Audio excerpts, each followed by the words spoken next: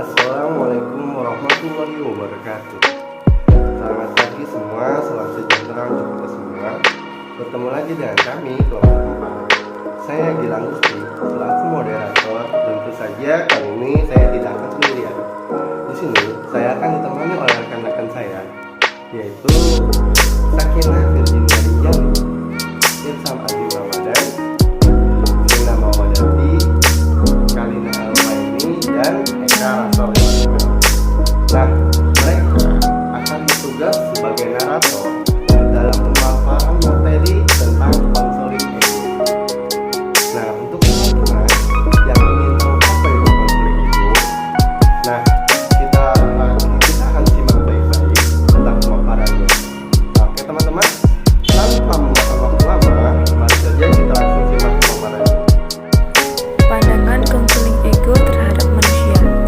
Konseling ego ini dipopulerkan oleh Erikson.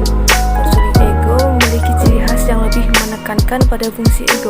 Kegiatan konseling yang dilakukan pada umumnya bertujuan untuk memperkuat ego strength, yang berarti melatih kekuatan ego pada klien. Seringkali orang yang bermasalah adalah orang yang memiliki ego yang lemah, misalnya orang yang rendah diri dan tidak bisa mengambil keputusan secara tepat dikarenakan ia tidak mampu memfungsikan egonya secara penuh, baik untuk memenuhi kebutuhan hidupnya ataupun meraih keinginannya. Erikson juga tidak sependapat dengan Freud tentang hakikat manusia, dan dia beranggapan bahwa manusia tidaklah dijadikan sesederhana binatang yang hanya bertingkah laku berdasarkan pada insting atau semata-mata memenuhi kebutuhannya. Manusia tidaklah didorong oleh energi dari dalam, tetapi manusia itu dilahirkan ke dunia untuk merespon perangsang-perangsang yang berbeda. Di sini terlihat perbedaan pendapatnya dengan Sigmund Freud. Sigmund Freud itu lebih menekankan peranan id dalam kehidupannya, sedangkan konseling ego lebih menekankan peranan ego dalam kehidupan seseorang. Jadi, egolah yang mengembangkan segala sesuatunya, misalnya kemampuan individu, keadaan dirinya, penyaluran minatnya, hubungan sosialnya, dan sebagainya. Perkembangan kepribadian. Erikson membagi atas 4 tahapan proses perkembangan kepribadian sebagai berikut. Yang pertama, ego perkembangan atas kekuatan dirinya sendiri. Yang kedua, pertumbuhan ego yang normal adalah dengan berkembangnya keterampilan anak dalam berkomunikasi, karena melalui komunikasi, individu dapat mengukur dan menilai tingkah laku berdasarkan reaksinya dari orang lain. Yang ketiga, perkembangan bahasa juga menambah keterampilan individu untuk membedakan suatu objek dalam lingkungan, dan dengan bahasa individu mampu berkomunikasi dengan orang lain. Yang keempat, kepribadian individu berkembang terus-menerus melalui proses hubungan dirinya dengan dunia luar atau lingkungannya, adanya keterkaitan antara hubungan yang satu dengan yang lainnya. Selanjutnya, dalam berkomunikasi dengan lingkungan, ada 4 aspek yang perlu diperhatikan, yaitu individu belajar membedakan suatu objek dengan objek lainnya. Yang kedua, individu harus bisa melibatkan dirinya dengan lingkungan yang spesial, yang makin lama makin meluas dan makin mendalam. Yang ketiga, proses sosialisasi, maksudnya adalah berhubungan dengan orang lain. Dengan adanya hubungan dengan orang lain, individu dapat menyesuaikan diri dengan keadaan yang diharapkan oleh lingkungan sosialnya. Yang keempat, perkembangan kepribadian yang baik apabila kepribadian itu mengarah kepada pembentukan coping behavior.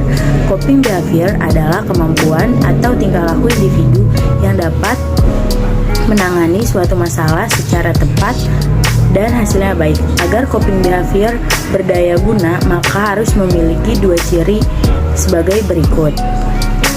Yang pertama,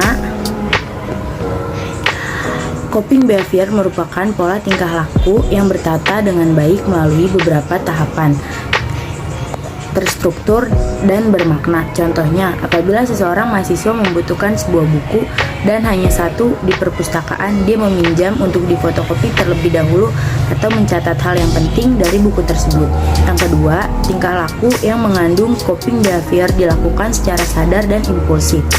Coping behavior merupakan konsep pokok dalam Konego, dan salah satu tujuan dari Konego adalah pembentukan coping behavior pada diri klien. Sedangkan yang menjadi tujuan akhir perkembangan kepribadian adalah terbentuknya coping behavior secara otomatis.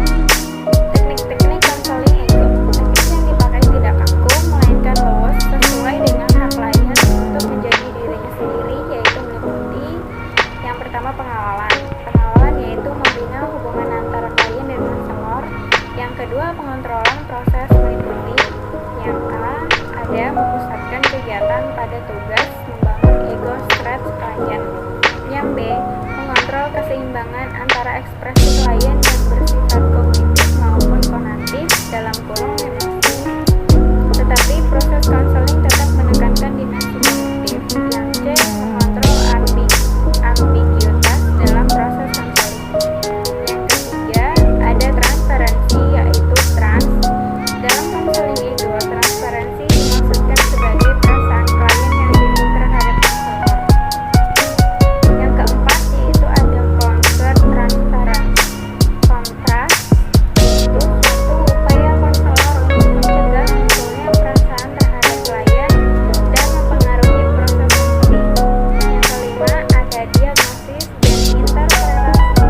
Konselor bertanggung jawab merumuskan dan mendiagnosis masalah serta memberikan kesempatan kepada klien untuk memahami masalah-masalahnya itu. Nah, bagaimana teman-teman hasil pemaparan dari kelompok kami? Semoga pemaparan kami tadi bisa bermanfaat untuk kita semua dan dapat kita terapkan nanti di lapangan. Nah, kami selaku kelompok 4 meminta maaf jika ada kesalahan pemaparan yang tadi kami jelaskan dan ada kekeliruan yang kami sampaikan. Nah, untuk teman-teman, jika masih kurang paham, kalian bisa tanyakan kepada kami